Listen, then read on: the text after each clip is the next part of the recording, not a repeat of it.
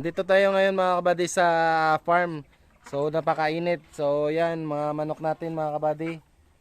Yan yung mga manok natin na sobrang init ngayon. So napaka tinding init. Ilang buwan na walang ulan. So napaka tuyo yung lupa mga kabady. Yan walang mga damo-damo kasi napakainit talaga. So buhangin na, hindi na siya lupa. Kaya napakainit mga kabady. At ito ngayon, dito yung mga manok natin kumakain kasi dito din yung lugar na hindi masyadong mainit kasi may trapal nga. So yan po mga kabady. At sobrang init. Yan yung paligid natin, tuyong tuyo na mga kabady. So yung mga nakikita nyo naman yung mga yung mga dahon na lulupaypay na mga kabady. So yung lugar natin ngayon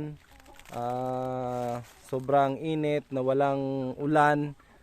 Kaya medyo malikabok yung lugar natin mga kabady. Pero mga ilang buwan na din na walang ulan eh. So dito tayo. Ayan. Ayan yung ating mga manok din na sa kabila. So kumakain lang din yung sa kabila kasi hapon na din papakain tayo, yung iba nandun pa sa dulo. So ganito sa amin ngayon mga kabady, walang ulan. So sana pag-pray nyo na magkaroon ng ulan dito kasi hindi lang yung mga hayop yung kasi yung mga puno din, yung mga prutas napakainit, walang ulan. So talagang naghihirap talaga mga kabady. Kaya sana umulan na. Yan.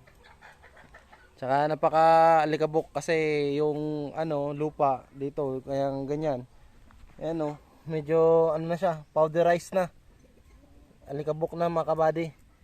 Kaya mahirap pagka ganito kasi tuyong-tuyo yung lupa, mainit. Tsaka yung manok natin hindi masyadong maganda yung niya kasi mainit nga, dapat medyo malamig para maganda yung production ng kanilang mga itlog.